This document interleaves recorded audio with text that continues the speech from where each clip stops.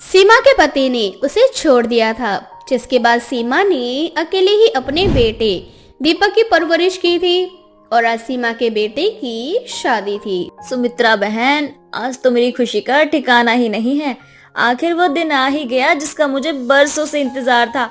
बस कुछ ही देर में मेरे लाल की बारात निकलेगी और मेरे घर मेरी बहुत ही प्यारी बहू आएगी। सच में सुमित्रा, तू तो भाग्यशाली है जो तुझे इतना संस्कारी और होनहार बेटा मिला, और उससे भी अच्छी बात कि तेरी बहू इतनी अच्छी है। वो तो है सुमित्रा बहन। अच्छा, मैं चलती हूँ, बहुत सारे काम है घर में, आखिर शादी का घर जो है। अरे सीमा बहन, तुम अकेले कितना काम करोगी? मैं भी तुम्हारी मदद करवा देती हूँ। इस तरह से सीमा अपनी पड़ोसन सुमित्रा के साथ मिलकर सारी तैयारियां कर लेती है और बहुत जल्द बारात निकल जाती है। अब सीमा घर पर रहकर बारात और अपनी बहू के वापस आने का इंतजार करने लगती है। अब तक तो शादी भी हो गई होगी, बस कुछ ही देर में मेरा बेटा बहू लेकर घर आ ही जाएगा। सीमा, तुम्हारी खुशी देखकर तो ऐसा लग रहा है जैसे कि तुम बहू के आते ही खुशी के मारे झूमने लगोगी। सही कहा तुमने, आज मैं बहुत खुश हूँ। बस सब कुछ अच्छे से हो जाए। अब सीमा अपने बहू बेटे के घर आने का इंतजार करने लगती है, पर काफी देर हो जाती है और अब तक सीमा के बहू बेटे घर नहीं आते, जिसके बाद सीमा को अपने बेटे बहू की चिंता सताने लगती है। सुमित्रा बहन, अभी तक मेरे बहू बेटे घर नहीं आए। मेरा दिल बहुत ज्यादा घबरा रहा है, बहुत फिक्र हो रही है मुझे। तुम जरा किसी और के फोन से फोन करके पता करो कि कोई आया क्यों नहीं, सब ठीक तो है ना? सीमा, तूने सही कहा था, अब तक तो सबको आ जाना चाहिए था, पर अब तक कोई आया नहीं है।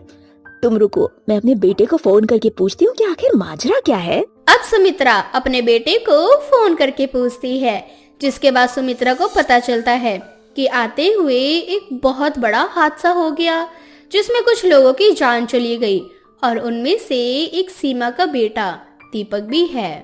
सीमा बहन, दीपक अब इस दुनिया में नहीं रहा और तुम्हारी बहू अस्पताल में है। ऐसा नहीं हो सकता, मेरा बेटा मुझे छोड़ के नहीं जा सकता। मेरी बहू कौन से हॉस्पिटल में है, मुझे बताओ, मुझे अपनी बहू के पास जाना है। रोती बिलखती सीमा हॉस्पिटल जाती है, जहां वो अपनी घायल बहू विनीता को देखती है। अपनी बहू का दुख देखकर सीमा अपने आंसुओं पर कंट्रोल नहीं कर पाती और अपनी बहू के सामने ही फूट फूट कर रोने लगती है। बहू, ये सब क्या हो गया, कैसे हो गया ये सब? माँ जी, दीपक जी मुझे छोड़कर चले गए। आज ही हमारी शादी हुई थी और आज ही वो काश कि उनकी जगह मैं मर जाती। विनीता भी अपने आंसुओं को रोक नहीं पाती और अपनी सास के सामने रोने लगती है। कुछ देर बाद सीमा अपनी बहू को ससुराल ले आती है। अपने ससुराल में आकर उसे अपने पति की याद और भी ज्यादा सताने लगती है। माँ जी, अगर दीपक जी अभी जिंदा होते तो हम दोनों को इस घर में एक साथ आता, मेरा गृह प्रवेश होता देख आप मेरी आरती उतारती और पता नहीं कितनी सारी रस्में करती। हाँ बहू, शायद तकदीर को यही मंजूर था। तू जाकर अपने कमरे में आराम कर ले, रात होने वाली है, मैं तेरे लिए कुछ बनाकर लाती हूँ। माँ जी, आपने तो दीपक जी को जन्म दिया था, आप इतनी मजबूत कैसे हैं? मैं अपने आप को रोक नहीं पा रही, पर आपने खुद को संभाला हुआ है और मुझे भी संभाल रही है। बहू, मैंने अपनी जिंदगी में बहुत उतार चढ़ाव देखे हैं, पर तेरे साथ जो हुआ वो मैं भी सहन नहीं कर पाती अगर ये सब मेरे साथ होता। आज तेरी सुहाग की पहली रात है और आज ही तू विधवा हो गई। आज तू पहली रात इस घर में अकेले एक विधवा की तरह गुजारेगी। ये सोच सोच के ना मेरा कलेजा फटने लग रहा है। इस तरह से सीमा अपनी बहू को संभालती है और उसे कमरे में आराम करने के लिए भेज देती है और खुद विनीता के लिए खाना बनाने की तैयारियां करने लगती है। तो वहीं दूसरी ओर विनीता अपना सजा हुआ कमरा और अपनी सफेद साड़ी को देखकर एक बार फिर रोने लगती है। आज अगर मैं सुहागन होती तो आज मेरी पहली रात होती, पर मेरी पहली ही रात विधवा की पहली रात बन गई। भगवान, तुमने मेरे साथ ऐसा क्यों किया? क्यों मुझसे मेरे दीपक जी को छीन लिया? विनीता रोते हुए दीपक को याद कर ही रही होती है कि तभी वहाँ सीमा खाना लेकर आती है और उससे कहती है, बहू, हमारा दुख तब और ज्यादा बढ़ जाता है जब हम उसके बारे में ही सोचते रहते हैं और उससे बाहर ही नहीं निकलते। माँ जी, मैं क्या करूँ? मैं अपने इस दुख से बाहर निकल सकूं? ये विधवा अपनी पहली रात कैसे काटेगी? समय हर दर्द का मरहम होता है, तेरे सारे जख्म भर जाएंगे, मैं तेरे साथ हूँ। सीमा अपनी बहू विनीता को संभाल लेती है और जैसे तैसे विनीता की पहली रात गुजर जाती है। समय यूं ही बीतता जाता है और विनीता पुरानी सभी बातों को भूलने लगती है, पर आसपास के सभी लोग सीमा को विनीता के खिलाफ भड़काने की कोशिश करने लगते हैं। सीमा बहन, अब तुम्हें अपनी बहू को घर से निकाल देना चाहिए। तुम्हारी बहू के ना पैर सही नहीं है। मैंने सुना है कि इस लड़की की तो माँ भी मर गई थी जब ये पैदा हुई थी, और देखो ससुराल में आने से पहले ही पति को खा गई। खबरदार, अगर मेरी बहू के खिलाफ किसी ने ऐसी बातें कही तो मैं इन बातों को बिल्कुल भी नहीं मानती। इतना बोलकर सीमा घर में चली जाती है, पर ये सारी बातें विनीता सुन लेती है और अपनी सास से कहती है, माँ जी सही तो कह रहे हैं सब। मुझे अब इस घर में और नहीं रहना चाहिए। सब कुछ मेरी वजह से हुआ है। बहू, मुझे फर्क नहीं पड़ता कि ये लोग क्या सोचते हैं तेरे बारे में। मुझे फर्क पड़ता है तो सिर्फ इससे कि तू क्या सोचती है और तू क्यों इन गली वालों की बातों में आ रही है। ये तो चाहते हैं कि तू एक विधवा है और घुट घुट कर जिए। पर माँ जी, मुझे भी यही लगता है कि शायद मैं ही मनहूस हूँ। आते ही आपसे आपके बेटे को छीन लिया और आपकी खुशियों को भी छीन लिया। खबरदार बहू, अगर तूने इस तरह से फिर बातें की तो। तू जानती है, जब दीपक 2 साल का था तब तेरे ससुर जी मुझे छोड़कर चले गए थे। उस समय भी इन समाज वालों ने मुझे ऐसे ही ताने दिए थे, पर मैंने कभी हार नहीं मानी। सभी मुसीबतों का सामना किया और देख, आज वही समाज वाले मेरी वाहवाही करते हैं। ठीक उसी तरह से जो लोग तुझ पर आज उंगली उठा रहे हैं, कल देखना वही तेरी उंगली पकड़ेंगे। अपनी सास की बातें सुनकर विनीता को हौसला मिलता है और वो अपनी सास की बातों को समझ जाती है। माँ जी आप ठीक कह रही है। मैं और कमजोर नहीं पड़ सकती। मुझे इन सब से लड़ना होगा। मैं बहुत खुशनसीब हूँ जो आप जैसी सास मुझे मिली। बहू, मैं हमेशा तेरे साथ हूँ और हमेशा तेरे साथ रहूंगी। बस तू कभी हार मत मानना।